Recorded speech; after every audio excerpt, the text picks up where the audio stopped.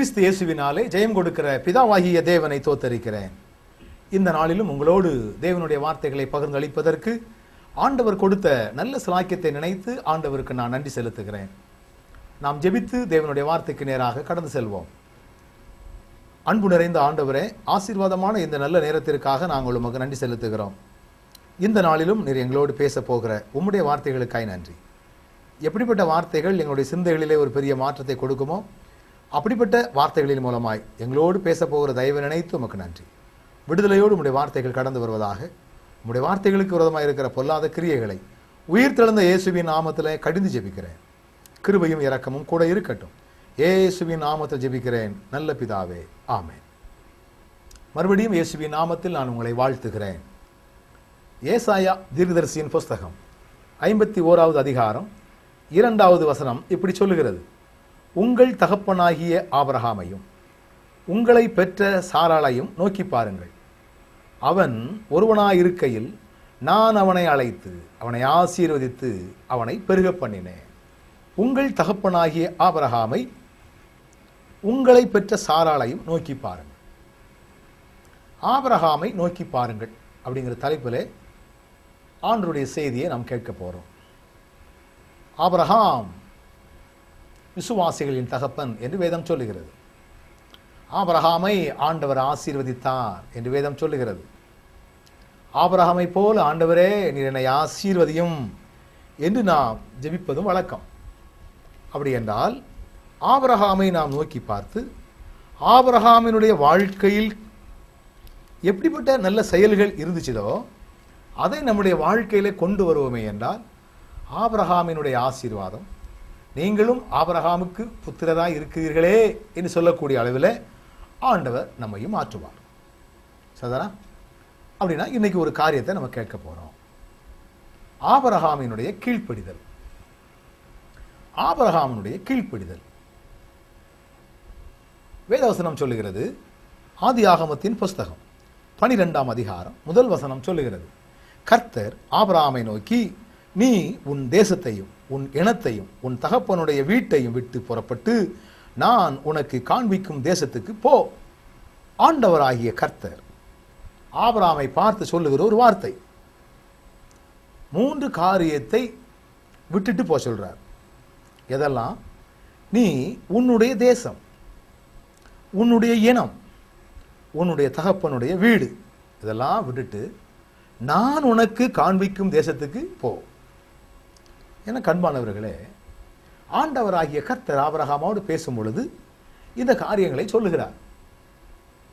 உன்னுடைய தேசத்தை விட்டுட்டு போ, உன்னுடைய இனத்தை விட்டுட்டு போ, உன் தகப்பனுடைய வீட்டையும் விட்டுட்டு போ.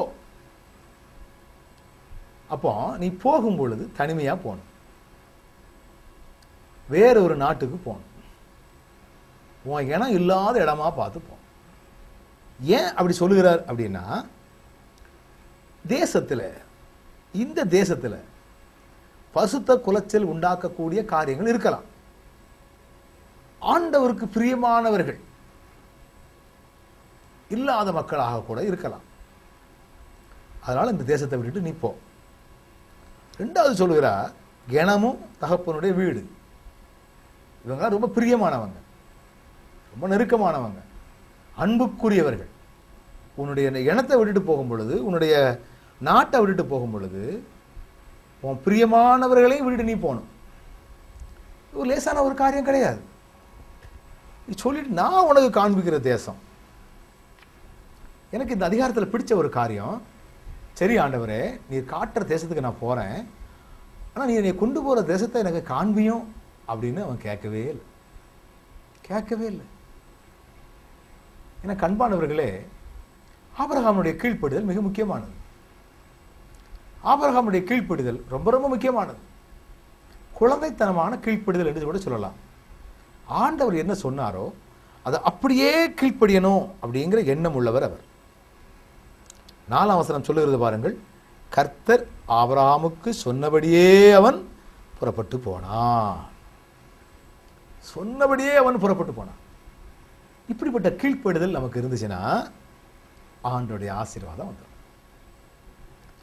எதற்கு எடுத்தாலும் பல வகையான கேள்விகள்.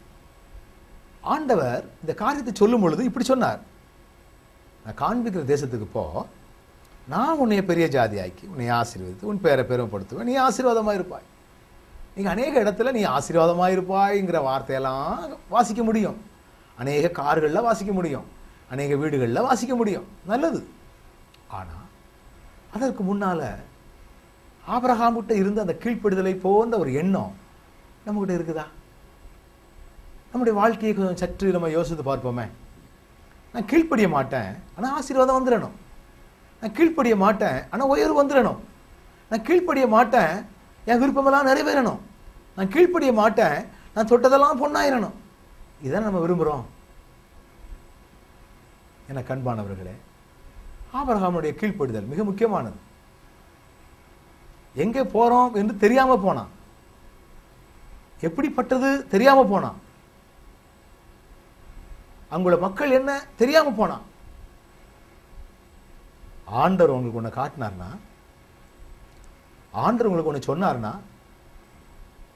உடனே நீங்க கீழ்ப்படிங்க. ஏன்னா கண்பானவர்களே, இந்த அதிகாரத்தை நீங்க வாசித்து பார்த்தீங்கன்னா, ஆண்டவர் சொன்னார் உன்னை பெரிய ஜாதி ஆக்குவேன்னு சொன்னார். கீழ்ப்படிந்து போன உடனேயே இந்த ஆசீர்வாதம் அவனுடைய வாழ்க்கையில நடந்துச்சுதா? உடனே அவனுக்கு குழந்தை பிறந்துச்சுதா? உடனே அவனுக்கு எல்லாம் வந்துச்சுதா? நோ. 25 ஆண்டுகள் ஆனது. சில நேரங்களில் ஆண்டவர் சொல்லி ஆண்டவருடைய விருப்பத்துக்கு உட்பட்டு ஆண்டவருடைய சித்தத்தை அறிந்து சில காரியங்கள் செஞ்சிருப்போம். அதுல உடனடியான ஒரு சாதகமான காரியங்கள் இல்லாம இருக்கலாம். அதனால இது சித்தம் இல்லைன்னு நினைச்சிடக்கூடாது. நம்ம தேவனுடைய வார்த்தைக்கு மீறி விட்டோமோ நீங்க பயந்துடாண்டாம், தேவனுடைய வார்த்தையை கீழ்ப்படியாம விட்டுட்டோமோ அப்படிங்கிறது கலங்கிற வேண்டாம். ஒரு நாள் வரும், ஆண்டவர் அந்த நாளிலே கீழ்ப்படுதல் சரியா இருந்துச்சுன்னா அவர் அவருடைய வேலையை செய்வார். ஆண்டுடைய வார்த்தைக்கு கீழ்ப்படுகிற விஷயத்துல நீ ஒரு சரியா இருந்தா என்றால் உன்னுடைய காரியத்தை அவர் பார்த்துக் கொள்வார். சூழ்நிலை மாறலாம், உடலிலே உள்ள சாத்திய கூறுகள் மாறலாம், அறிவியல் விஞ்ஞானப்படி நடக்கக்கூடிய காரியங்கள்ல மாற்றம் வரலாம். ஆனா ஆண்டுடைய வார்த்தை மாறாது. இப்படிப்பட்ட ஆண்டவர் நமக்கு இருக்கிறார். அதனாலதான் கீழ்ப்படிதல் நமக்கு அவசியம். விதத்துல நீங்க பாத்தீங்கன்னா, யாரெல்லாம் கீழ்ப்படிந்தார்களோ எல்லாரும் ஆசீர்வாதம் பெற்றிருக்கிறாங்க. கீழ்ப்படிதல் ஒன்றுதான் நமக்கு மிக மிக முக்கியம். ஆண்டவரே, இப்படிப்பட்ட கீழ்ப்படிதல் உள்ள இருதய எங்களுக்கு தாரும், கீழ்ப்படிதல் உள்ள எண்ணம் எங்களுக்கு தாரும். ஆசீர்வாதத்தை விரும்புறோம் உண்மை, உயர்வை விரும்புறோம் உண்மை, எங்க மன விருப்பமெல்லாம் நிறைவேறணும்னு நாங்க விரும்புறோம் உண்மை. ஆனா ஆண்டவர் விரும்புறது என்ன? கீழ்ப்படிதல். கீழ்ப்படிதல். நான் காண்பிக்கும் தேசம் அப்படின்னு என்ன அர்த்தம்? நான் உனக்கு எதை வச்சிருக்கிறேனோ நீ அதை தான் அனுபவிக்கணும். நான் உனக்கு எதை காட்டுறேனோ நீ அதை தான் அனுபவிக்கணும். நான் உனக்கு எதை சொல்றேனோ அதை தான் நீ செய்யணும். ஒரு முழு அர்ப்பணிப்பு, ஒரு முழுமையான அர்ப்பணிப்பு வாழ்க்கையில் இருந்துச்சுன்னா ஆண்டவருடைய ஆசீர்வாதம் வித்தியாசமா வந்துட்டு இருக்கிறோம். உன்னை நீயே நம்ப முடியாது. இப்படி ஒரு ஆசீர்வாதமா நமக்கு, இப்படி ஒரு உயர்வா நமக்கு என்று உன்னையே நீ எண்ணக்கூடிய அளவில் ஆண்டவர் உன்னை கனப்படுத்துவார், ஆண்டவர் உன்னை ஆசீர்வதிப்பார். ஆசீர்வாதம் இல்லையே என்று ஏங்கி தவித்துக் கொண்டிருக்கின்றீர்களா? நோ. இன்று முதல் ஒரு வித்தியாசமான ஒரு தீர்மானம் எடுங்கள். ஆண்டவரே, உடைய வார்த்தைக்கு நான் கீழ்ப்படிஞ்சு நடப்பேன். நீர் எனக்கு என்ன சொல்லுகிறீரோ, நீர் எனக்கு என்ன சொல்லுகிறீரோ அதன்படி செய்வேன். யாராவது ஜபத்துல எதையாவது சொல்லி அப்படி செய்யுங்க இப்படி செய்யுங்க அப்படிங்கிறத காட்டிலும் நான் இந்த வசனத்தை வாசித்து ஆண்டவர் நீர் எனக்கு கட்டளையிடுகிற காரியங்களுக்கு நான் கீழ்ப்படியக்கூடிய எண்ணங்களை நான் பெற்றுக்கொள்வேன். ஆண்டவரே, இந்த கீழ்ப்படிதல் நம்முடைய வாழ்க்கையில் இருக்கும் என்றால், ஆண்டவரே, நான் செல்ல வேண்டிய பாதை நீர் எனக்கு காட்டும். ஆண்டவர் காட்டுகிறவர், அவர் ஜீவிக்கிற தேவன். அன்று ஆபிரகாமோடு பேசின ஆண்டவர், ஆபிரகாமோடு கூறின ஆண்டவர் இன்றும் நம்முடைய கூறுகிற தேவனாக இருக்கின்றார். இன்றும் ஆண்டவர் நம்மோடு கூட இருக்கின்றவராக இருக்கின்றார். நமக்காக யாவற்றை செய்து முடிக்கிற ஆண்டவர். அப்ப ஆண்டவர் இந்த நாளிலே நமக்கு சொல்லுகிற காரியம் என்ன? ஆபிரகாமை நோக்கிப்பார், ஆபிரகாமை நோக்கிப்பார். இன்னைக்கு ஆபிரகாமை நோக்கி பார்த்தா அவன் செழிப்பு மட்டும்தான் கண்ணுக்கு தெரியுது, அவனுடைய வளமான வாழ்வு மட்டும்தான் கண்ணுக்கு தெரியுது. ஆண்டவர்கள் வைத்திருந்த உறுதியும் அவருடைய கீழ்ப்படுதலும் அநேகர் மறந்து விடுகிறீர்களே. அந்த கீழ்ப்படுதலான இருதயத்தை நாம் பெற்றுக்கொள்ள வேண்டியது அவசியம். இந்த கீழ்ப்படுதலான இருதயம் நமக்கு அவசியம். ஆண்டவரே, உங்களுடைய வேதத்தினுடைய ரகசியங்களை பார்க்கும்படி என்னுடைய கண்களை திறந்தரலும் என்று சொல்லி ஒவ்வொரு நாளும் நீங்கள் வேத வசனத்தை நீங்கள் ஆராய்ந்து பாருங்கள். வேத வசனத்தின் மூலமாய் வரக்கூடிய மகுடமான காரியங்களை நீங்கள் பெற்றுக்கொள்ள முடியும். வேத வசனத்தின் மூலமாய் வரக்கூடிய ஆசீர்வாதங்களை நீங்கள் அனுபவிக்க முடியும். கீழ்ப்படிதல் மிக மிக முக்கியம். இனத்தை விட்டுட்டு போனான், தேசத்தை விட்டுட்டு போனான், அது மாத்திரமல்ல குடும்பத்தையும் விட்டுட்டு போனான். ஆதி நாட்களிலே அநேக மிஷினரிகள் அதையெல்லாம் செய்தார்கள். எத்தனை பாக்கியம் அது, எத்தனை ஸ்லாக்கியம் அது என கண்பானவர்களே, நாம் ஆராதிக்கிற நம்முடைய ஆண்டவர் அவருடைய வார்த்தைக்கு கீழ்ப்படியக்கூடிய மக்களை பார்க்கிறார். அவருக்கு கீழ்ப்படியக்கூடிய மக்களின் மூலமாய் அவர் அவருடைய விருப்பத்தை நிறைவேற்ற வேண்டும் என்று எண்ணுகிறார். அவருடைய வார்த்தைக்கு முழுமையாக கீழ்ப்படியக்கூடியவர்கள் மூலமாக தம்முடைய செல்வத்தை உயர்த்த வேண்டும் என்று அவர் விரும்புகிறார். ஆபிரகாம் மிகப்பெரிய ஐஸ்வர்யவான், உண்மை. எப்பொழுது? அந்த ஆரம்பத்திலேயே உள்ள கீழ்ப்படிதல்.